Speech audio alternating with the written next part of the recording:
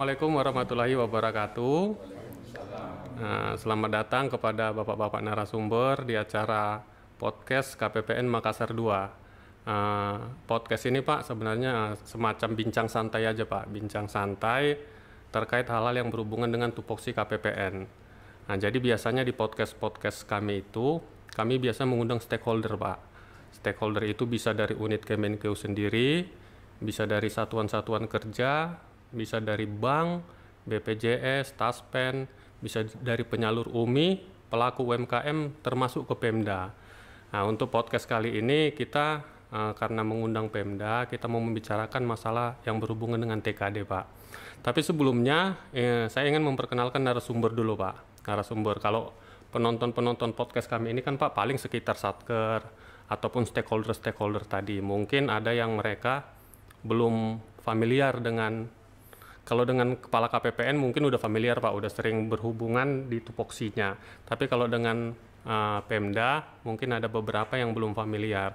Jadi pertama kepada Pak Rahmansyah, kalau berdasarkan CV yang ada di kami ini, kalau Pak Rahmansyah kan sudah hitungannya di sini udah 25 tahun Pak ya. Kurang lebih 25 tahun menjabat di jabatan dari sekretariat kecamatan sampai sekarang kepala Badan Keuangan dan Aset Daerah. Nah, ini kepada Pak Rahmansyah, bisa nggak Pak dijelaskan BKAD? Ini kan Bapak kepala BKAD nih. Pertama kami ingin tahu dulu BKAD ini struktur organisasinya di Pemda itu di bagian mananya sih? Apa sih di posisi bagian mana? Secara garis besar aja Pak, tugasnya apa saja? Mungkin itu dulu Pak untuk memperkenalkan narasumber kami. Terima kasih. Bismillahirrahmanirrahim. Assalamualaikum warahmatullahi wabarakatuh. Waalaikumsalam. Terima kasih sudah diundang di acara yang luar biasa ini di podcast KPPN 2 Makassar. Ya. Jadi saya Rahmansyah dilantik itu sebagai Kepala Badan Keuangan dan Aset Daerah itu tanggal 3 Januari tahun 2024. Jadi ini mungkin ya 2 minggu yang lalu. Sebelumnya saya jadi sebagai Kepala Bapelitbang Kabupaten Takalar. Oleh karena itu terkait dengan tugas kami di BKAD, jadi biasa itu dulu nomenklatur BKAD ini juga terkadang masih campur baur. Ada yang mengatakan BPKAD gitu kan. Jadi sempat saya luruskan juga pada saat awal saya menjabat bahwasanya kantor kami itu namanya Badan Keuangan dan Aset Daerah. Jadi pembantu bupati di dalam hal pengelolaan keuangan dan aset daerah di Kabupaten Takalar, mulai dari perumusan kebijakan, kemudian perencanaan keuangan dan aset, pelaksanaan hingga monitoring. Itu garis besarnya. Kemudian di dalam struktur itu ada beberapa bidang di sana di bawah kami. Ada sekretariat, kemudian ada bidang anggaran, kemudian ada bidang perbendaharaan, kemudian ada bidang aset daerah, dan ada bidang akuntansi dan pelaporan. Nah, ini 4 bidang. Jadi dia berpisah dengan dulu waktu namanya BPKD itu Badan Pengolah, ada bidang pendapatan. Tapi setelah bidang pendapatan menjadi Bapenda itu sudah keluar sehingga kami menjadi 4 bidang. Itu garis besarnya. Jadi kami sekarang tidak lagi mengelola pendapatan daerah, tetapi khusus mengelola keuangan dan aset daerah. Oke, terima kasih Pak Rahman. Nah, mungkin Pak Arief perlu memperkenalkan diri lagi nggak ini Pak? Makasih Pak Janus. Mungkin sebagian sudah mengerti ya, sudah mengenal, tapi barangkali perlu kami sebutkan lagi bahwa saya Kepala KPPN Makassar 2 yang hitungan baru 1,5 tahun. Hari tahun sih 2 tahun kedua, tapi baru setengah tahun Pak di KPPN Makassar 2 ini. Itu Pak Jans. Oke, nah ini untuk podcast kali ini Bapak-Bapak kita kan ingin membahas mengenai TKD. Nah, TKD ini menurut peraturan, banyak sekali Pak peraturan terkait TKD ini, PMK khususnya PMK. jenis-jenisnya juga banyak. TKD ini, kalau pengertian TKD ini yang kita ambil dari aturan itu, dana yang bersumber dari APBN dan merupakan bagian dari belanja negara yang dialokasikan dan disalurkan kepada daerah untuk dikelola daerah dalam rangka mendanai penyelenggaraan urusan pemerintahan dan menjadi kewenangan daerah. Nah, jadi dana APBN ke APBD. Intinya itu Pak, fokusnya di situ. Nah, untuk pertama saya ingin ke Pak Arif dulu nih Pak sebagai Kepala KPPN. Bisa nggak Pak dijelaskan kepada kami semua ini terkait TKD ini apa aja sih Pak jenisnya? Pertama itu jenis TKD-nya kan tadi banyak macam-macamnya itu. Pengertiannya kan tadi dana yang bersumber dari APBN disalurkan ke APBD. Jadi kan dari kas negara ke kas Pemda atau kas penerima. Nah, jadi bisa ke kas Pemda, ke RKUD, bisa juga ke penerima. Nah, secara umum gambarannya itu penyaluran uang itu gimana Pak? Apakah ada syarat yang harus dipenuhi oleh Pemda biar dananya itu bisa disalurkan? Termasuk nanti aplikasi-aplikasinya aja Pak. Apa aja yang dipakai untuk penyalurannya? Mungkin saya ulangi Pak, ini terkait pertama jenisnya dulu. Nah, jenis TKD ini kan ada beberapa macam. Itu pertama, terus mengenai untuk penyaluran uangnya itu dari kas negara ke kas daerah itu kan dikeluarkan itu nggak bisa sembarang dikeluarkan nih. Harus ada persyaratan-persyaratan yang dipenuhi oleh Pemda baru bisa uangnya disalurkan nih dari kas negara ke kas Pemda atau RKUD. Nah, itu apa-apa aja Pak misalnya syaratnya? Silakan Pak. Ya, memang kalau kita cerita TKD ini sangat menarik, apalagi kalau dilihat dari sisi pengetahuan gitu Pak. Ini sangat menarik. Saya mungkin tidak untuk lebih memudahkan penjelasan aja, tidak kepada struktur mungkin di dalam peraturan gitu ya. Kalau kita lihat TKD, kalau kita lihat garis besarnya, mungkin saya ke APBN dulu. Jadi di APBN dalam rangka untuk penyaluran APBN itu kan ada 2 saluran. Yang pertama melalui kementerian lembaga, itu yang bisa dilakukan oleh kementerian lembaga. Kemudian yang ke daerah itu dilakukan oleh Pemda yang merupakan bagian dari belanja negara, belanja APBN.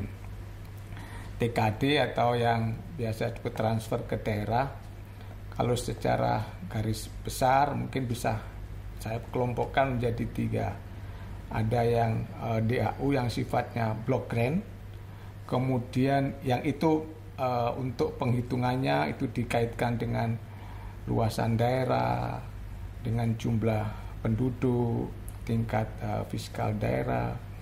Kemudian ada yang bagi hasil, dana bagi hasil itu kaitannya yang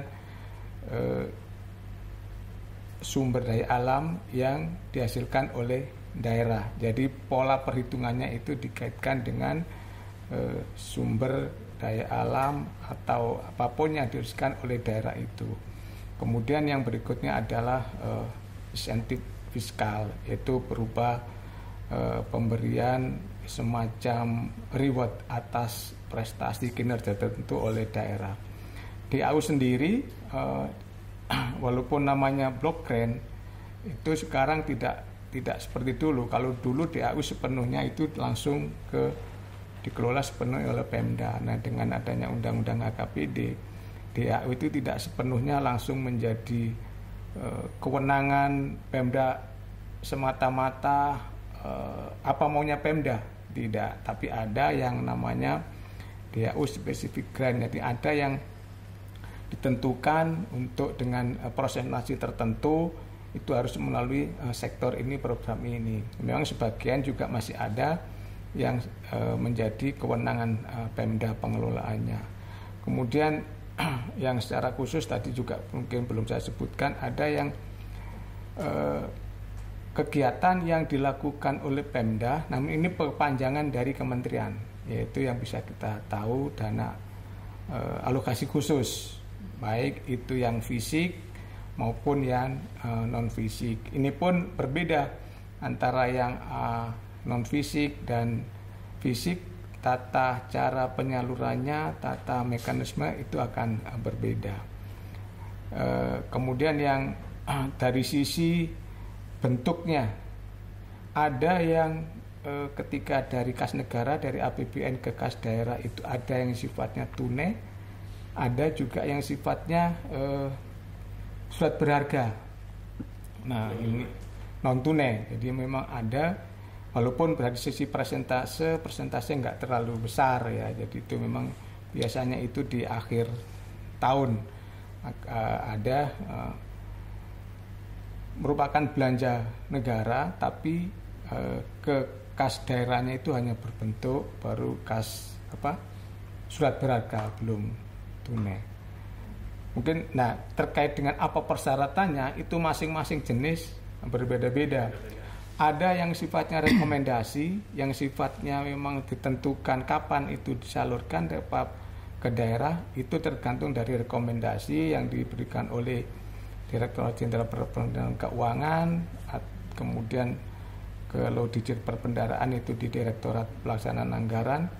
Ada yang penyalurannya tergantung dari Pemda, yaitu khususnya untuk fisik sama dana desa. Jadi penyaluran dari KPPN ke Pemda itu tergantung dari Pemda bersangkutan. Bahkan walaupun sudah ada alokasi, bisa saja tidak dicairkan ketika Pemda tidak melakukan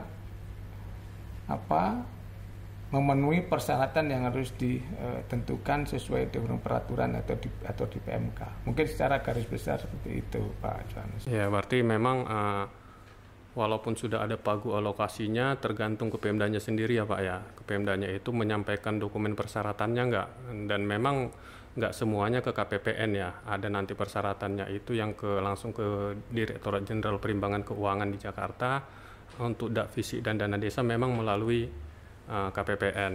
Nah itu, jadi memang banyak sekali nih Pak Rahman jenis-jenis TKD ini Pak. Dan mulai tahun 2023 ya Pak Arief ya. Nah ini TKD ini semua udah disalurkan lewat KPPN ya Pak ya. Kalau sebelumnya belum seluruhnya, tapi mulai 2023 sudah seluruhnya. Nah ini sebelum kita bahas jenis-jenisnya Pak, per jenisnya itu, saya ingin menanyakan sedikit ke Pak Rahman, ke Pemda. Kalau tadi kan transferan dari kas negara ini ada yang langsung ke RKUD, ada yang dia nggak ke RKUD, misalnya ke penerima. Nah, contohnya ke penerima itu kan dia ke sekolah atau ke puskesmas. Nah, itu bisa Pak dari kas negara langsung ke penerimanya. Nah, ini saya mau tanyakan, ini yang dari APBN dari kas negara ke RKUD ini kan, ini kan seharusnya wilayah BKAD Pak ini kalau udah di RKUD ya. Nah, kalau tadi dari kas negara ke kas daerah, dari RKUN ke RKUD, nah itu kan Pemda perlu nih syarat-syaratnya apa nih untuk mengeluarkan dana dari RKUN ini, kas negara ini. Nah, kalau secara garis besarnya aja Pak, apakah untuk mengeluarkan uang dari RKUD ini ada juga gitu Pak, begitu syarat-syaratnya apa saja yang harus dipenuhi supaya dana dari RKUD ini bisa keluar. Nah itu secara gambaran umum aja Pak, sebelum kita masuk ke masing-masing jenis TKD. Cara mengeluarkan uangnya ini dari RKUD gimana kira-kira? Kalau sebenarnya secara prinsip kita ikuti mekanisme juknis yang ada saja. Oh, ada SOP. Ya, ya, jadi kalau misalnya ada yang dana transferan seperti itu, yang langsung bagaimana petunjuk teknisnya itu yang kita ikuti. Kalaupun misalnya terkait dengan kebijakan daerah, ada memang regulasi tertentu yang digunakan untuk bagaimana penyaluran atau pembayaran untuk dana-dana yang sifatnya langsung masuk ke kas daerah. Tergantung juknisnya seperti apa. Oh, udah ada aturannya semua Pak ya. Nah, oke, sekarang kita ini Pak terkait saya ingin masuk ke masing-masing jenis TKD-nya. Nah, tadi udah disinggung Pak Arief sih ini mengenai untuk DAU Pak, DAU dana alokasi umum. Nah, ini tahun lalu itu Pak banyak sekali dikeluhkan ini Pak oleh Pemda seluruh Indonesia. Karena tadi udah disinggung juga mulai tahun 2023 itu kan ada PMK 211 sama PMK 212 Pak. Nah, ini kayaknya dulu ini terkenal sekali nih di kalangan Pemda, PMK 212. Nah, jadi di situ diatur ketentuannya kalau alokasi DAU itu dibagi jadi dua. Jadi sudah ditentukan ada DAU yang tidak ditentukan penggunaannya, ada DAU yang ditentukan penggunaannya. Nah, ini yang jadi permasalahan itu DAU yang ditentukan penggunaannya ini Pak. Nah, itu banyak yang mengatakan dia Daura Sadak gitu Pak. Jadi para bupati, wali kota, kepala BKAD semuanya itu bilang ini mah Daura Sadak. Kalau DAU yang tidak ditentukan penggunaannya itu kan dia diserahkan ke Pemda nih penggunaannya sesuai dengan prioritas kegiatan Pemda. Nah, jadi Pemda fleksibilitasnya itu kan tinggi untuk DAU yang tidak ditentukan penggunaannya. Tapi kalau yang DAU yang ditentukan penggunaannya ini, dia itu kan hanya untuk, kalau aturan di PMK tahun lalu itu dia hanya untuk 5, dan sekarang juga cuma 5 itu Pak. Pertama itu dukungan penggajian P3K daerah, kedua itu untuk dana kelurahan, yaitu untuk dukungan pembangunan satras atau pemberdayaan masyarakat di kelurahan. Yang ketiga itu untuk dukungan bidang pendidikan, kesehatan, dan pekerjaan umum. Nah, ini yang dibilang Daura Sadak karena harus kelima itu dialokasikannya, digunakannya. Nah, pertanyaan saya, bagaimana ini tanggapan Bapak sebagai yang mewakili Pemda lah, sebagai kepala BKAD ataupun mewakili Pemda? Tahun lalu kan sudah berjalan. Nah, pelaksanaannya itu untuk khususnya DAU yang ditentukan penggunaannya ini gimana Pak? Apakah hal ini mendukung pelaksanaan prioritas kegiatan di Pemda atau malah menghambat? Karena kan fleksibilitasnya jadinya kurang ini Pak di Pemda, karena sudah ditentukan dari pusat. Nah, ini silakan Pak. Oke, terima kasih. Jadi ini memang dulu ketika itu tahun 2022, tidak salah. PMK 212, kemudian muncul ada DAU yang ditentukan penggunaannya, ada spesifik grant, yang dulunya itu kan semua bebas. Nah, jadi kami contohkan Takalar waktu itu misalnya kami terima 500 miliar lebih. Kemudian yang ditentukan penggunaannya itu sekitar 165 miliar. Jadi itu ada sekitar hampir 30-40%. Nah, ini yang di satu sisi bahwasanya untuk layanan-layanan dasar, wajib dasar itu bisa kita penuhi di sektor pendidikan, kesehatan, infrastruktur. Namun di sisi lain ada hal-hal juga yang menjadi permasalahan. Kenapa? Ada beberapa hal di daerah itu yang menjadi konsen untuk penganggaran. Di samping kita, misalnya seperti tadi sudah ada untuk mandatory spending, ya, bahwasanya dana untuk infrastruktur itu 40%, kemudian pendidikan itu 20%, kesehatan itu 10%, kemudian untuk belanja pegawai itu 30% minimal, maksimal gitu ya, tapi itu nanti tahun 2027 gitu ya, tapi itu maksimal itu. Kemudian biaya untuk APIP pengawasan 1%, 0,75 sampai 1%. Itu mandatory spending, semua itu yang harus dipenuhi. Nah, sementara yang sudah ada yang diatur penggunaannya. Belum lagi kita bicara terkait pemenuhan standar pelayanan minimal. Nah, itu. Dan yang standar pelayanan minimal ini bukan hanya di 4 sektor tadi itu yang kesehatan, pendidikan, infrastruktur, ditambah BPJS dengan kelurahan gitu ya, gaji P3K, 6 komponen itu kalau tidak salah, itu terkait dengan dana spesifik grant. Nah, ini semua yang butuh anggaran juga selain dari DAU spesifik grant ini. Belum lagi yang sifatnya tematik, arahan pemerintah atau instruksi pemerintah. Misalnya kita harus mengatasi masalah kemiskinan ekstrim. Itu bukan hanya di kemiskinan ekstrim ini bukan hanya menyangkut 4 sektor tadi atau 3 sektor tadi di infrastruktur, kesehatan, pendidikan, bukan hanya itu. Ada juga ekonomi di situ, UMKM ada di situ. Nah, ini tidak bisa tercover atau tidak maksimal tercover ketika kita bertumpu di 4 sektor atau 3 sektor tadi. Stunting, kemiskinan ekstrim, pengendalian inflasi, ketahanan pangan. Nah, ini semua hal-hal yang sifatnya tematik dan instruksi. Belum lagi kita bicara terkait dengan prioritas pembangunan daerah, visi misi bupati terpilih. Nah, ini yang mungkin yang bisa jadi ketika kita bicara mandatory spending, pemenuhan SPM, ini tidak hanya di 3 sektor tadi, infrastruktur, kesehatan, pendidikan. Nah, itu. Nah, sampai ada lagi 10% untuk ADD. Nah, itu kan juga wajib juga daerah itu, dan tidak mungkin diambil dari dana spesifik grant itu. Nah, gitu. Jadi kalau ini kita akumulasi memang sempat juga jadi ini. Saya waktu itu sebagai tim anggaran pemerintah daerah TAPD, tetapi mau tidak mau kita harus lakukan.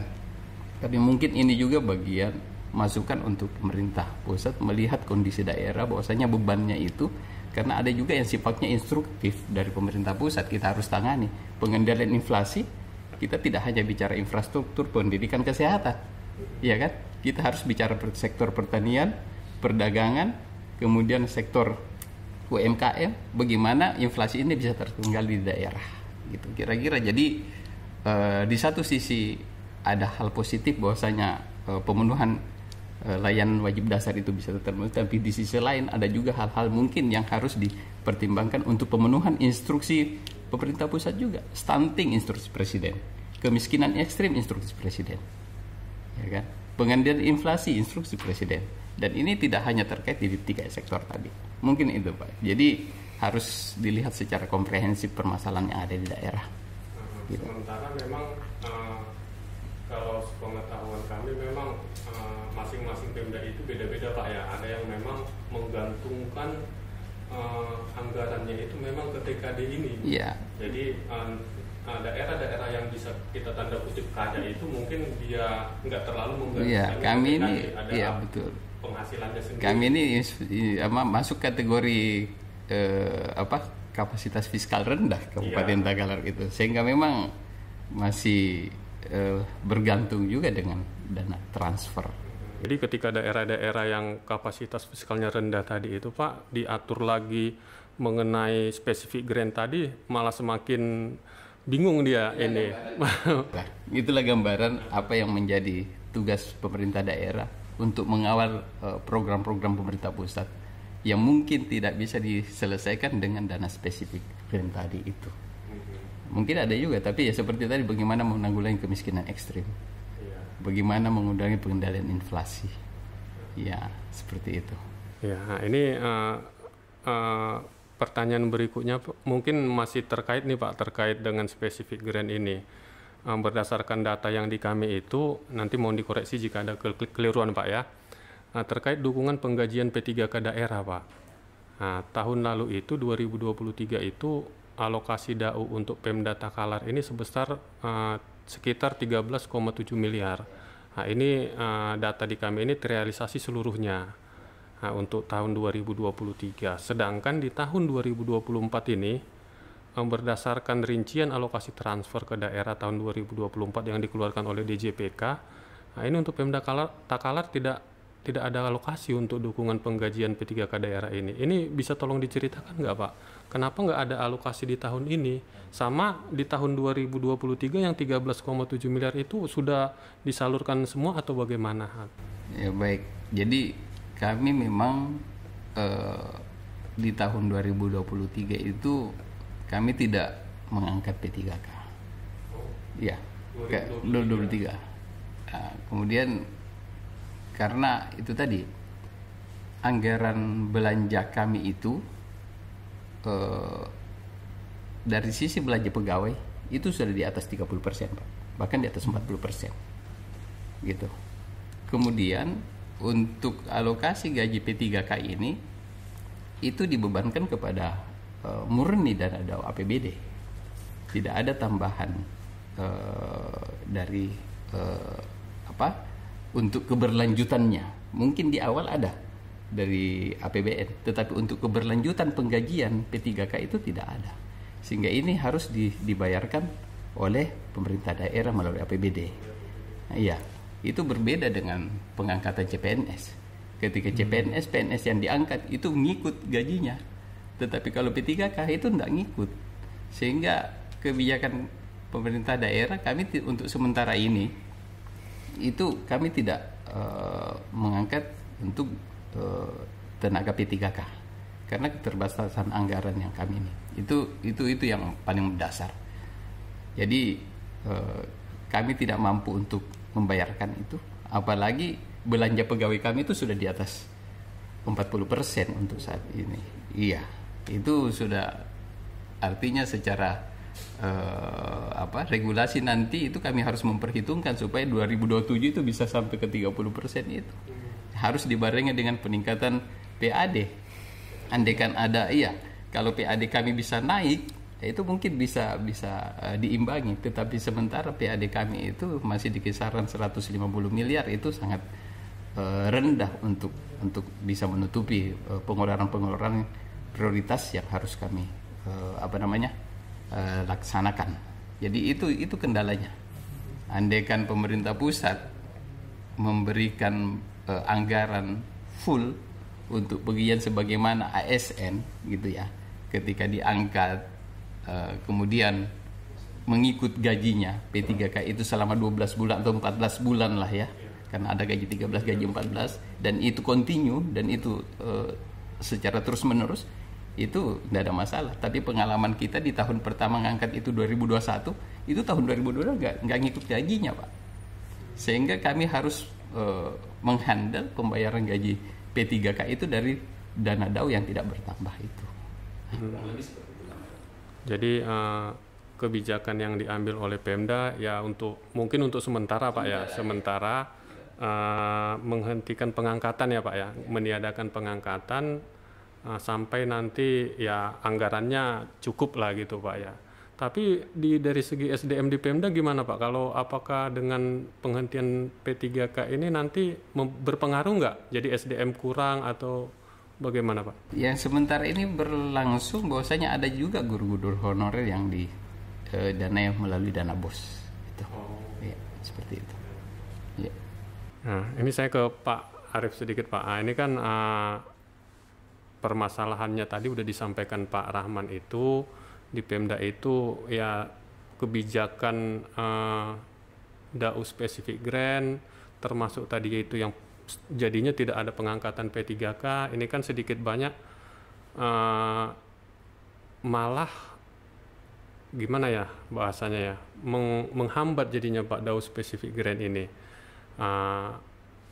Fleksibilitas Pemda itu kan dikurangi sekali. Jadi mungkin ada bidang-bidang lain, kegiatan lain yang mungkin Pak ya, mungkin dikorbankan untuk di spesifik grant ini. Padahal belum tentu juga Pak yang alokasi di spesifik grant ini terpakai semua Pak ya. Misalnya alokasi untuk tadi bidang kelurahan atau bidang kesehatan, pendidikan, apakah belum tentu terpakai semua Pak ya. Nah itu kan jadinya pembagian yang sudah, alokasi yang sudah disediakan pusat itu bisa jadi bersisa Pak, atau malah tidak terpakai di daerah. Nah ini kalau dari KPPN sendiri Pak, apa yang bisa dilakukan KPPN nih dengan adanya masukan-masukan dari daerah ini, khususnya yang spesifik grant Pak? Apa yang bisa dilakukan KPPN menyampaikan masalah ini ke pusat, atau gimana Pak peran KPPN di sini? Ya, terkait dengan proporsi dana spesifik grant itu, beberapa waktu yang lalu sudah ada forum temuan waktu itu Pak, dihadiri oleh direktur salah satu direktur Pemerintah Keuangan Daerah, kalau nggak saya lupa saya itu dari DJPK di gedung Balai Diklat Keuangan itu, dengan melibatkan beberapa Pemda dari Pemda. Bahkan seingat saya waktu itu Pak Sekda hadir, betul. Disampaikan bahwa memang sedang dikaji terkait dengan formulasi persentase yang ada yang ada sekarang. Jadi dari PMK, jadi melihat dengan mungkin di daerah tertentu nggak ada masalah dengan itu gitu, yang PAD-nya besar. Tapi untuk daerah-daerah yang memang ketergantungan dengan dari APBN TKD ini sangat besar, banyak daerah memang mengeluhkan terkait dengan itu, sehingga yang formulasi yang tadinya itu dimaksudkan ada untuk mendorong sektor tertentu, tapi di sektor lainnya ada kesulitan. Jadi itu kayaknya sampai saat ini sudah di dalam formulasi, janjinya sih waktu itu ada perubahan ya Pak di PMK, tapi mungkin mudah-mudahan ke depan, ini kan baru tahun pertama ya, jadi tahun pertama biasa kalau masa transisi itu, karena yang selama ini sudah terbiasa seperti itu, ketika ada perubahan sambil dilihat perkembangan, mudah-mudahan nanti juga ini juga sebagai untuk penyemangat mendorong Pemda untuk mencoba menaikkan PAD-nya, gitu ya, itu menaikkan PAD-nya.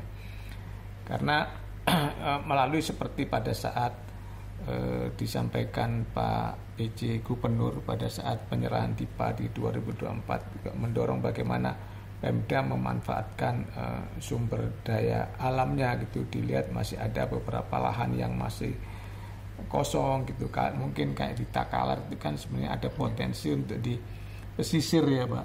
Di pantai pesisir itu sebenarnya bisa untuk coba digali gitu, dikembangkan, termasuk saya nggak tahu di Takalar yang program Pak Gubernur yang sekian ratus ribu untuk pisang itu apakah termasuk juga ada juga Takalar. Kemudian juga yang sempat dikritik oleh Pak Gubernur itu, masa di Sulsel ini harus impor cabai. Nah, padahal kita tahu bahwa di masyarakat Sulsel ini kan hobi pedas gitu. Nah, sebenarnya itu kan ruang itu padahal diibaratkan satu rumah nanam 10 pohon aja udah cukup sebenarnya, itu pot-pot aja gitu. Dan itu barangkali bisa coba dikembangkan menjadi pemikiran gitu yang mungkin selama ini nggak pikir. Jadi memang lebih mendorong, di samping kita menunggu nanti perubahan dari PMK itu, kita juga mendorong Pemda untuk meningkatkan PAD-nya gitu. Ya, terima kasih Pak Arief. Memang dari dana yang masuk, alokasi dana itu udah terbatas. Nah, ini berikutnya itu diatur juga, ada pengaturan juga DAU yang tidak ditentukan penggunaannya tadi atau DBH itu bisa disalurkan secara non tunai. Nah, ada aturannya juga Pak. Nah, jadi udah dananya terbatas, ada juga yang disalurkan secara non tunai lewat, ada namanya itu fasilitas TDF Pak. TDF ini Treasury Deposit Facility. Jadi sebagian penyaluran DAU atau DBH itu dia disalurkan lewat rekening di Bank Indonesia. Nah, TDF itu namanya Pak. Nah, itu kan ada mulai tahun lalu juga ada fasilitas TDF itu. Nah, di Takalar kan juga termasuk salah satunya ada yang non tunai Pak, disalurkan TDF, baru nanti penyalurannya secara tunainya itu kan nggak bisa sembarangan. Nah, jadi ada kondisi-kondisi khusus yang harus berlaku supaya dia bisa cair. Misalnya kalau di PMK-nya itu ada bencana atau saldo kas diperkirakan kurang 20% atau kondisi lain yang ditetapkan Menteri Keuangan, jadi melalui KMK nanti Pak. Nah, ini penyaluran secara non tunai ini walaupun katanya mendapat remunerasi Pak ya, di Bank Indonesia mendapat remunerasi juga. Nah, ini gimana Pak di Pemda, apakah setuju nggak ini penyaluran non tunai secara TDF ini, atau malah menghambat juga jadinya, malah kami di Pemda itu merasa bingung galau mau menggunakan uang di TDF ini, karena kan kondisi-kondisi tadi kayak bencana atau kasnya di bawah 20% kan belum tentu bisa dipenuhi.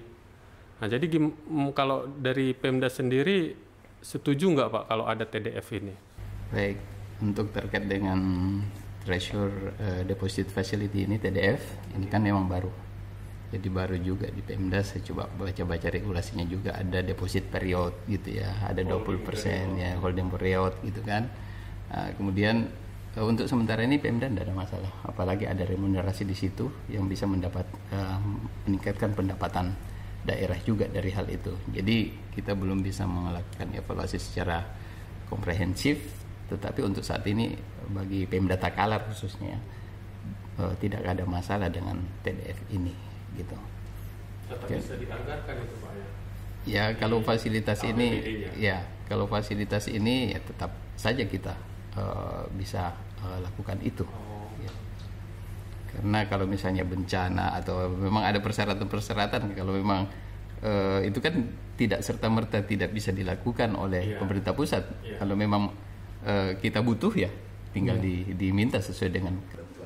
Iya, nanti exit clause-nya sih kalau di PMK-nya itu ketetapan yang ditentukan Menteri Keuangan. Jadi kayak tahun lalu kan itu memang ada beberapa Pemda itu termasuk Pemprov dan di Takalar juga dan di Goa mungkin mereka nggak minta tapi disalurkan. disalurkan ke RKUD-nya dari rekening BI tadi disalurkan ke rekening RKUD. Jadi berdasarkan ketetapan Menteri Keuangan, memang ada asset cost-nya tetap bisa dicairkan. Berarti nggak masalah Pak ya TDF ini ya? Saat ini sebentar ini bro, mudah-mudahan clear aja lah. Gitu. Dan itu kan disampaikannya di akhir tahun ya, jadi umumnya di akhir tahun dengan melihat kondisi tadi ya, seperti bencana atau kasnya di bawah 20%. Tapi memungkinkan nggak atau sering terjadi nggak itu Pak kalau kas di bawah 20% itu? Kondisi kas daerah, saldo kas daerah di bawah 20%, kurang dari 20%. Kita ini terus pantau terus itu, jangan sampai di bawah 20%. Karena kan bulan kemarin depan itu TDF itu prakteknya kan di akhir tahun aja. nggak ada.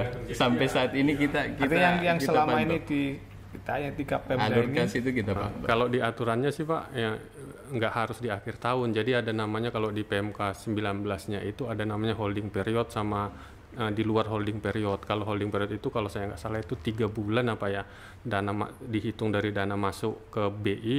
Nah itu holding period itu 3 bulan. Nah jadi selama holding period itu kondisi-kondisi yang dua tadi yang memungkinkan.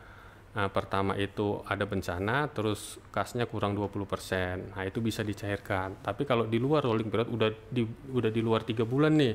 Nah, itu ada satu ketentuan tambahan itu bisa dicairkan dari BI itu kalau ada ketentuan dari Menteri Keuangan. Nah, ini yang asset cost-nya fleksibilitasnya tinggi nih. Ketentuan Menteri Keuangan kan bisa luas kan, tergantung nanti masukan dari Pemda. Nah, itu bisa. Jadi nggak memang yang kalau diatur di PMK-nya itu holding period itu 3 bulan, Pak. bukan, maksud saya ketika tidak penyaluran dari pusat ke RKUD-nya itu bukan soal pencairan dari TDF-nya, tapi kapan dana itu tidak dibayarkan tunai itu kan tidak umumnya baru dilakukan yang selama ini prakteknya ya. Yang di ketika Pemda ini kan memang di akhir tahun, artinya memang yang tidak ditunaikan ke RKUD maksud saya. Yang dari APBN-nya, dari kas negara ke RKUD-nya, bukan pencairannya tadi Mas. Oke. Baik Pak, dari TDF kita ini mau beralih ke jenis yang lain nih Pak, ada non fisik. Tadi udah sempat disinggung juga nih, jenis TKD ini paling banyak jenisnya nih Pak. Ada tadi DAU, ada DBH, ini ada DAK fisik, ada DAK non fisik. Saya mau ke DAK non fisik dulu Pak ini. Ini DAK non fisik ini kan ada termasuk ini DAK non fisik ini dana BOSP. Bantuan operasional satuan pendidikan, di situ ada bosnya juga ada bos reguler dan sebagainya. Terus ada tunjangan guru, ada bantuan operasional kedinasan atau BOK Dinas Puskesmas Pak. Nah ini diatur di PMK 204 tahun 2022. Nah ini yang ingin saya tanyakan itu, tahun lalu 2023 ini ada di Dinas Pendidikan Takalar ada pengembalian dana BOSP. Nah, pengembalian dana BOSP sesuai PMK 204 itu kan kalau ada pengembalian dana BOSP Pak, nah itu dari sekolah kan dananya ini di rekening sekolah disalurkannya. Nah dari rekening sekolah itu harus ke RKUD dulu. Nah dari RKUD nanti baru dikembalikan ke kas negara. Jadi lewat nanti buat billing setoran gitu. Nah tahun lalu itu kita banyak berdiskusi juga dengan teman-teman di Pemda Takalar. Di sana itu ada kesulitan mengeluarkan dana dari RKUD ini untuk disetorkan ke kas negara. Karena ada SOP tersendiri menurut dari Pemda Pak yang kami dapatkan. Itu apakah memang ada SOP-nya Pak? Jadi nggak bisa langsung saja kan tadi udah ada dibuat billing setoran nih Pak, tinggal mengeluarkan dari RKUD ke kas negara pengembaliannya.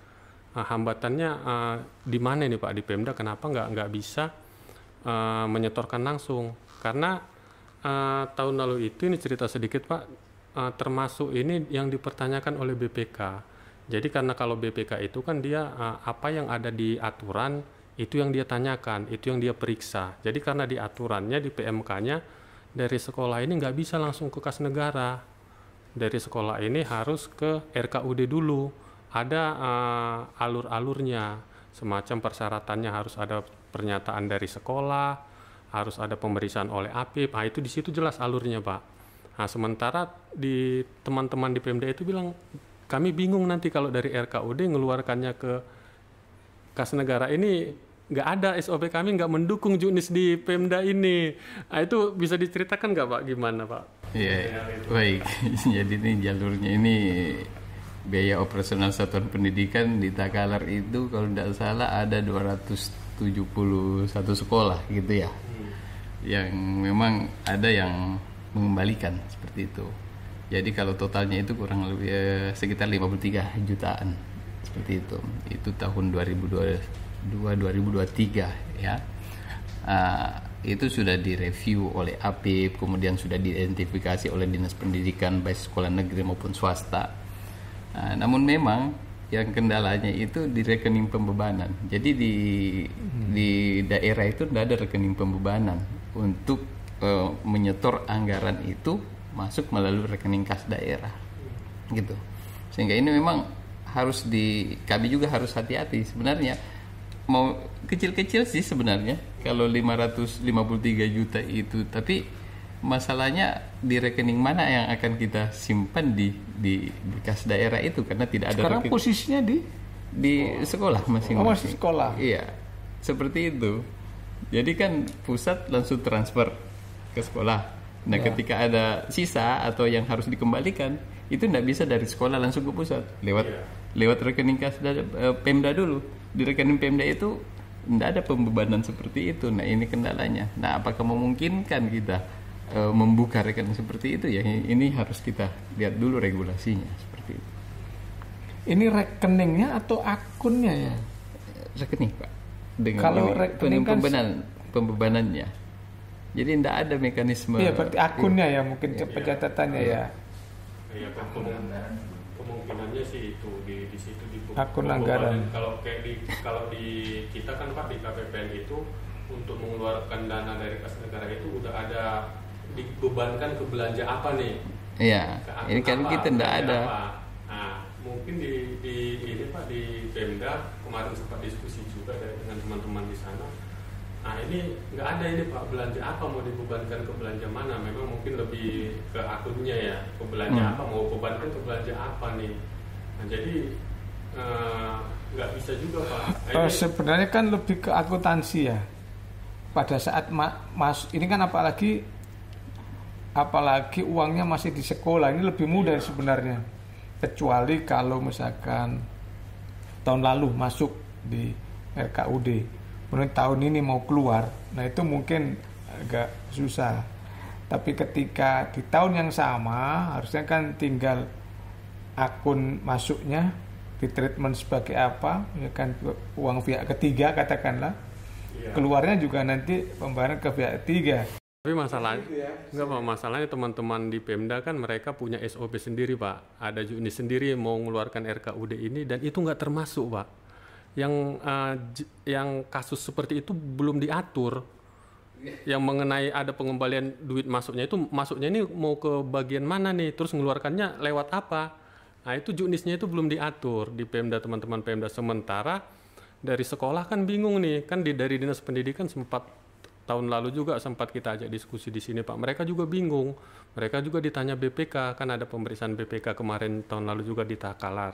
Nah, BPK juga bilang kalau BPK kan aturannya di kami ini, mereka yang pegang kan aturan 204 ini Pak. Nah, itu memang agak rinci dibilang kalau ada pengembalian ini nih yang harus dipenuhi nih. Ini memang di situ jelas eksplisit disebut itu harus ke RKUD dulu. Nah, sementara teman di Pemda ini ada juknis sendiri juga di Pemda. Jadi ada dua aturan Pak ini. Aturan di PMK-nya bilang begini harus ke RKUD, aturan di juknis ini belum diatur loh di kami begitu. Nah, itu nanti mungkin gimana Pak penyelesaiannya itu?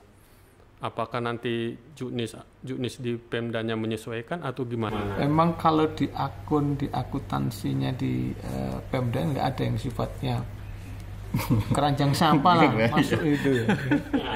Kalau kan dikasih negara kan itu Pak, itu Pak jadi silpa itu Pak kalau di kami itu. Nah, namanya Pak silpa ketika lewat tahun.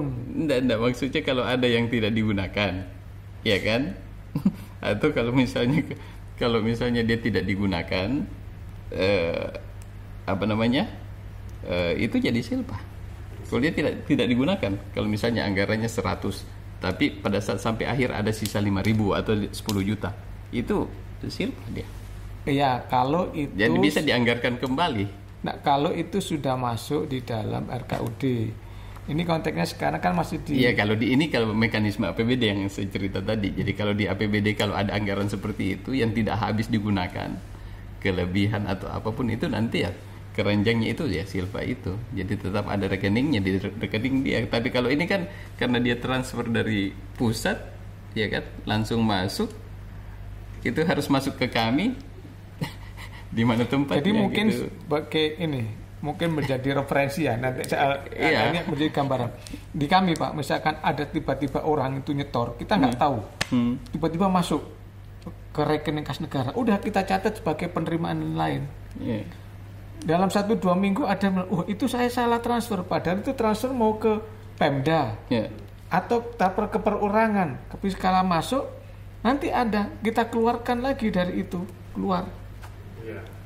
Ada namanya pengeluaran. Itu yang belum diatur, Pak. Kita di sana tidak ada. Dari Pemda sendiri mereka nggak berani, Pak.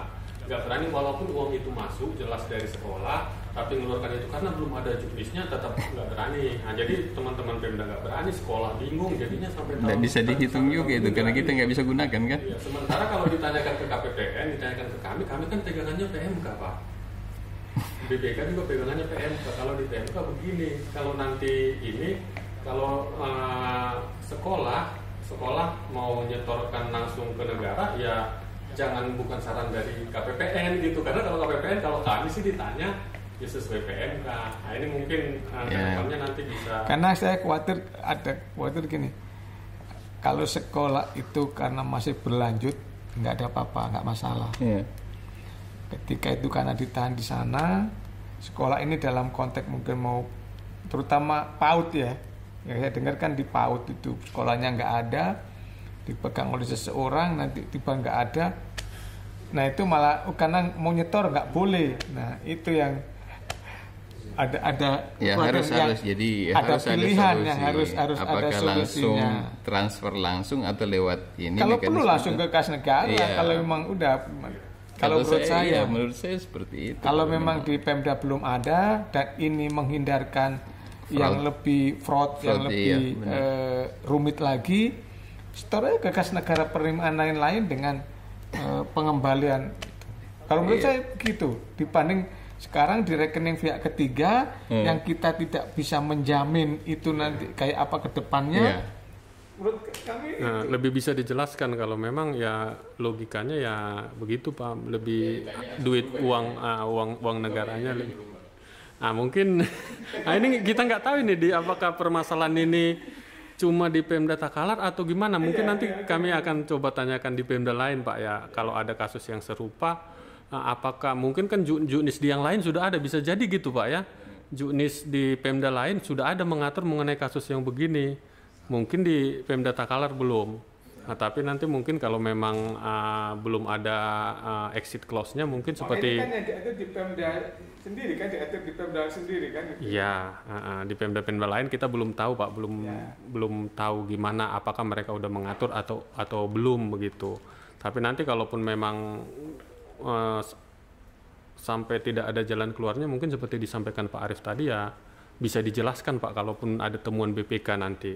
Dijelaskan saja begitu, bisa daripada uang negara itu di rekening lain-lain gitu, di rekening orang per orang kan, atau di rekening lembaga-lembaga yang bisa jadi tahun ini udah nggak ada gitu kan, jadi lebih sulit lagi nanti.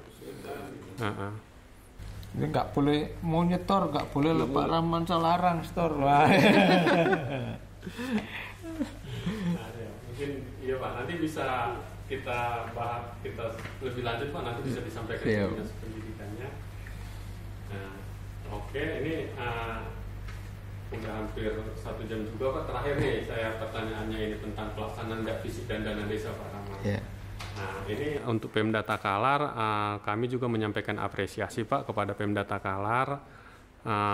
Tahun lalu itu untuk dak fisik itu terrealisasi sebesar 97,56% Pak, hampir 100% terrealisasi, dan dana desanya terrealisasi 100% Pak. Ini kami sangat apresiasi kepada Pemda Takalar, termasuk yang tercepat nih Pemda Takalar itu di lingkup Sulsel Pak kalau mengenai dana desa ini. Nah, jadi boleh nggak Pak diceritakan kepada kami secara singkat aja Pak terkait Dakvisi dan dana desa ini, koordinasi yang dilakukan oleh BKAD. Kalau BKAD ini kan dia hanya mungkin ya di bayangan saya itu mengumpulkan persyaratan-persyaratan dari OPD atau dari desa untuk nanti di verifikasi di BKAD untuk meneruskan ke KPPN, ke kami kan. Nah, kalau di Takalar Pak, koordinasi yang seperti apa sih yang dilakukan itu dengan OPD terkait, DPMD, maupun ada nggak dengan langsung ke para kepala desa nggak kalau BKAD itu Pak? Nah, mungkin bisa diceritakan Pak. Oke, jadi kalau untuk Dakvisi dulu ya, saya ingat sekali Pak Arief dulu pernah ke Takalar. Jadi untuk Dakvisi itu kan di awalnya di review perencanaan untuk penganggaran, kemudian pada saat pelaksanaan kita sering melakukan rapat koordinasi lah, melihat progres serapan anggaran gitu ya, untuk bagaimana bisa dilakukan mulai dari tahapan perencanaannya, kemudian pelaksanaannya, persiapan kalau misalnya tendernya kapan dilakukan, itu harus termonitor semua. Dan itu juga komitmen pimpinan yang memberikan kita memantau terus itu setiap laporan. Misalnya ada progres dari laporan dari misalnya KPPN, ini kok masih lamban nih. Nah, itu langsung direspon itu sama Pak PJ Bupati, langsung respon. Ini apa masalahnya? Kenapa sampai seperti ini? Nah, hal seperti itu komando itu jalan kan. Nah, seperti itu. Jadi memang kami tidak jalan sendiri, OPD juga dipantau terus, dan itu komitmen pimpinan tinggi untuk mempercepat proses penyelesaian anggaran, terutama yang Dakvisi itu. Ya. Kemudian terkait dengan dana desa. Dana desa itu kan pihak PMD, ya, dinas sosial dan pemberdayaan masyarakat desa itu sudah melakukan semacam, ada grupnya memang. Jadi terkait dengan syarat-syarat penyaluran untuk dana desa itu juga dipantau terus. Jadi artinya koordinasi kami itu tetap persyaratan itu dilaksanakan, karena saya katakan dengan para kepala desa juga waktu di awal ini untuk awal tahun ini saya sampaikan, kami itu serapan anggaran itu semakin cepat, itu kami kinerja kita di situ. Kita tahu serapan anggaran di Pemda itu ukurannya 20% di triwulan 1, 50% di triwulan 2, 75% di triwulan 3, dan 95% di triwulan 4. Itu menjadi evaluasi kinerja juga Pak. Jadi ketika PJ Bupati dievaluasi di tingkat kementerian per 3 bulan itu yang ditanyakan, serapan anggaran TW1 sudah berapa? Nah, oleh karena itu kalau saya melihat, saya coba memetakan juga dana desa ini kapan masuknya, di triwulan keberapa dia masuk. Nah, gitu kan. Nah, persiapan apa yang harus kita lakukan? Sosialisasi terkait peraturan bupati penggunaan alokasi dana desa misalnya, itu kan sudah harus disusun itu. Nah, sehingga ini saya bilang sama kepala desa, kita boleh mempercepat tetapi tidak bisa melakukan prinsip yang sifatnya normatif. Jadi ada 5 prinsip yang kami pegang di sana di dalam penyelenggaraan kegiatan di semua sektor: normatif, kemudian substansif, produktif, kemudian berkinerja, dan berdampak. Jadi normatif ini tetap harus. Walaupun kita mau mempercepat, tetapi kita tidak bisa melepaskan norma-norma yang kita sepakati. Yang sudah ada misalnya ada PMK, ada Permendagri, nah, itu kan, itu harus jadi. Iya, normatifnya ini harus. Kemudian substantif, ini harus dana yang kita laksanakan ini, kegiatan program yang kita laksanakan ini harus langsung fokus kepada sasaran. Kemudian produktif, ini harus ada menghasilkan. Kemudian outputnya apa? Nah, ini terkait dengan kinerja kan. Kemudian outcome-nya apa? Itu terkait dengan dampak. Jadi lima prinsip ini yang harus kita gunakan. Dan ini sudah disampaikan mulai dari level pimpinan Pak Bupati. Jadi koordinasi di tingkat desa itu sampai sekarang, bahkan apelnya sekarang itu kepala desa itu kalau hari Senin dihadirkan juga di kantor bupati. Dulunya nggak pernah. Jadi semua program-program yang kita sampaikan itu di setiap minggu itu apalagi sekarang gitu. Nah gitu.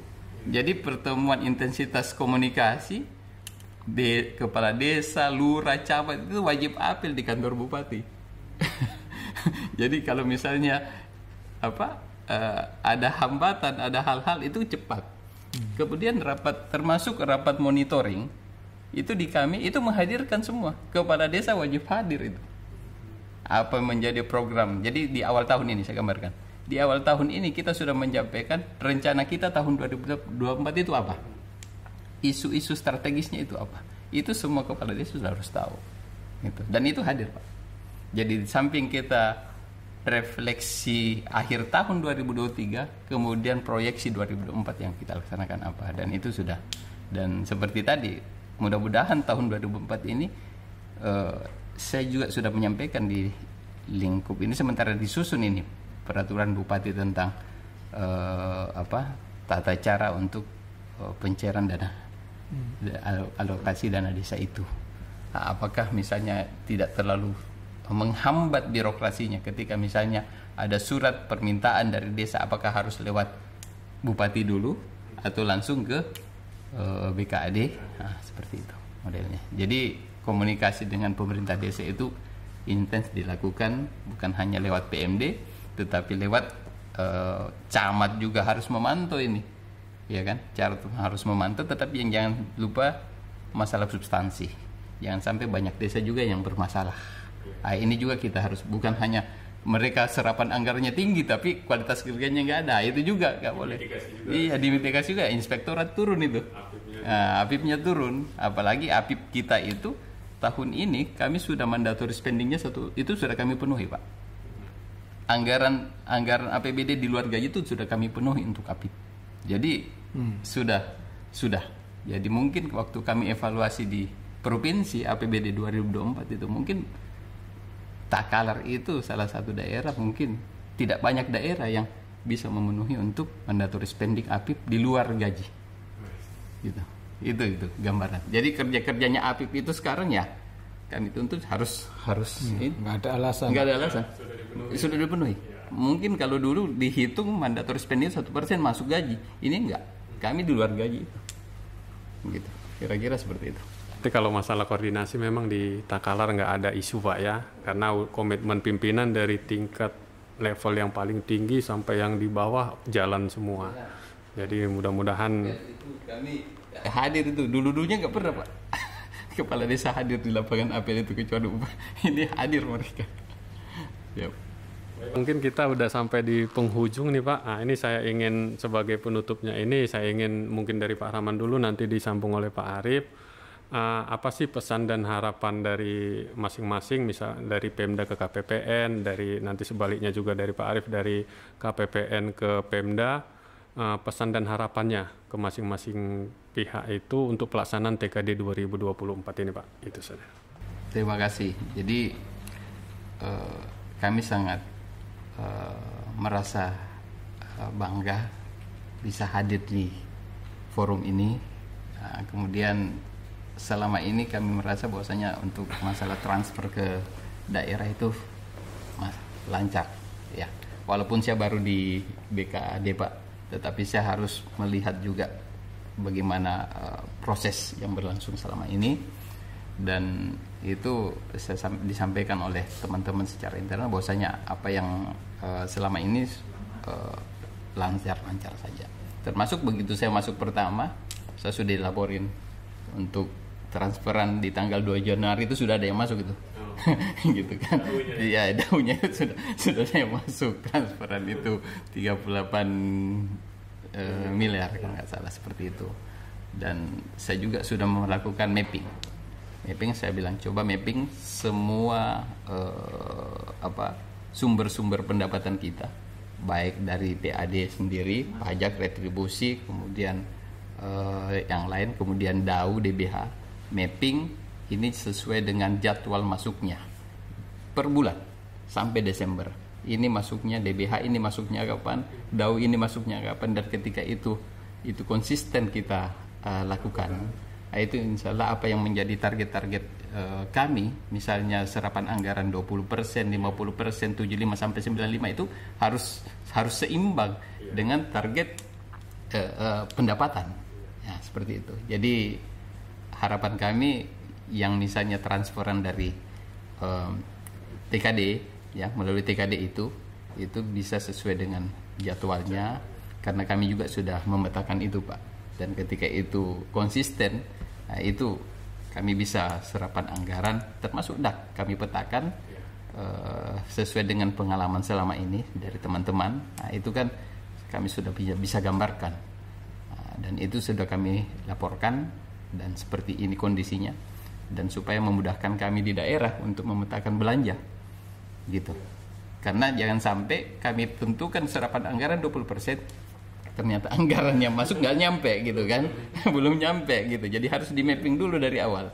Dan ini mudah-mudahan itu saja dari kami, dan terima kasih selama ini pembinaan dari KPPN 2 Makassar terhadap pemerintah Kabupaten Takalar, dan bukan hanya di BKAD saja.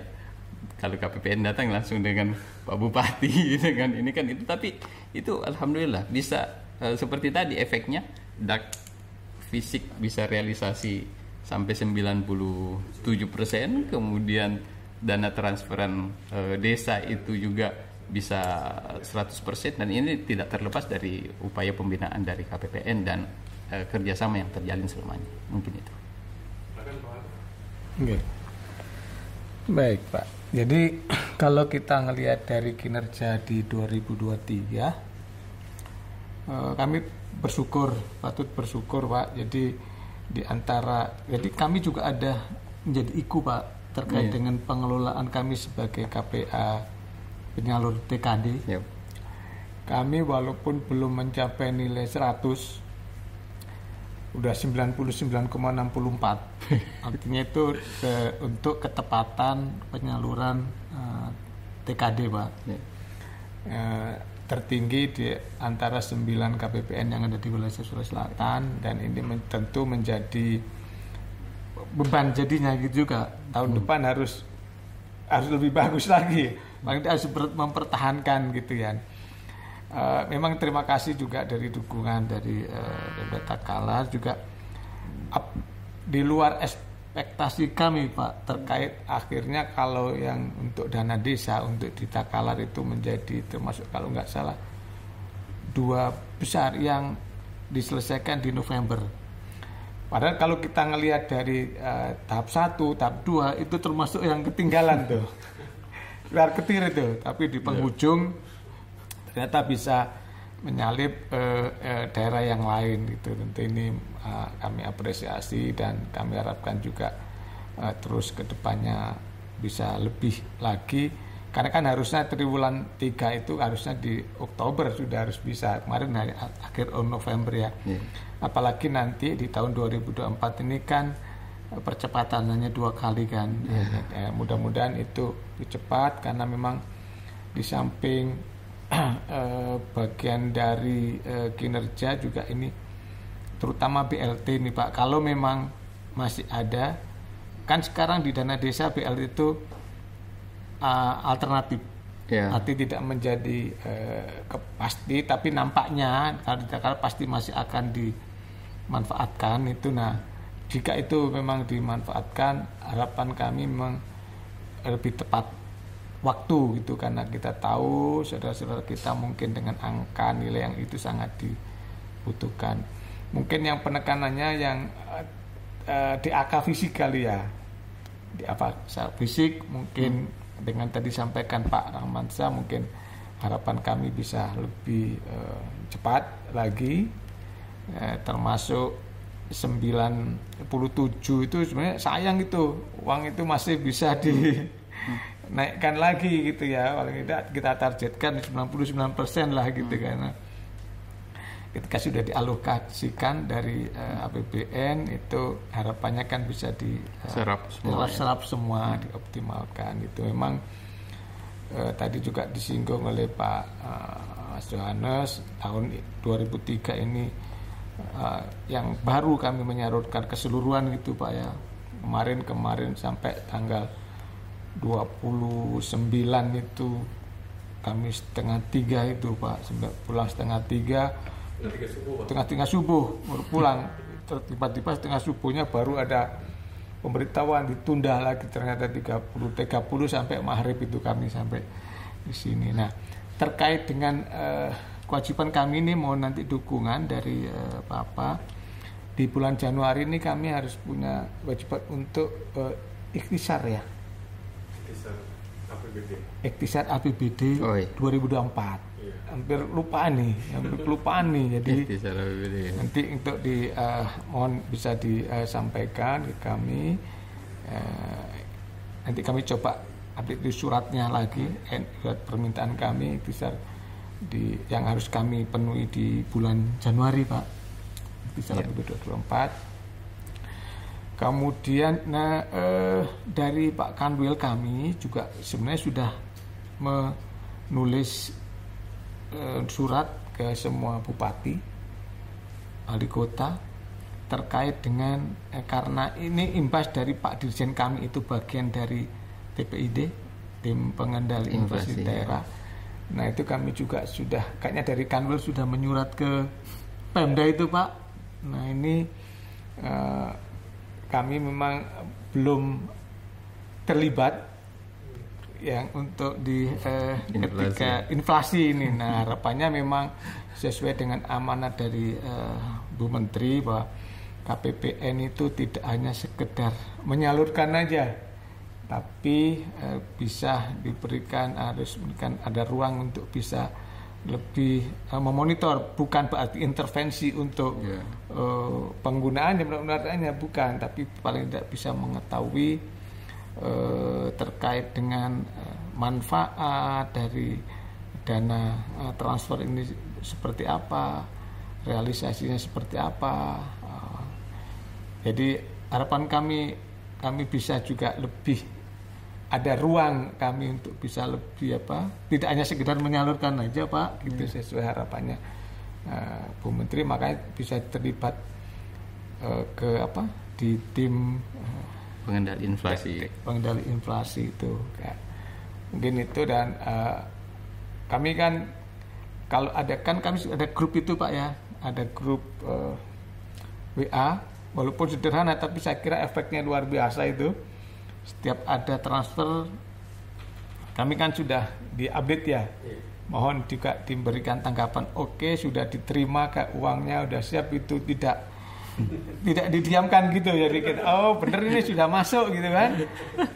Itu Mbak Dian nge-share nih, ini ada realisasi nih pencairan ini, sampai sehari, 2 hari, seminggu nggak ada yang komen nih, masuk nggak uangnya ini ya. Itu harapannya oke, sudah diterima uangnya Kak, gitu aja. Jadi clear Kak gitu. Itu bagian dari prarekon lah gitu. Mungkin harapannya itu selama ini saya kira juga sambutan teman-teman dari Pemda Takalar juga sangat bagus Pak, artinya komunikasi juga lancar. Mudah-mudahan ini bisa terus kita kembangkan sehingga tahun 2024 bisa lebih bagus daripada yang saat ini. Meskipun sudah bagus, terus kita bagus.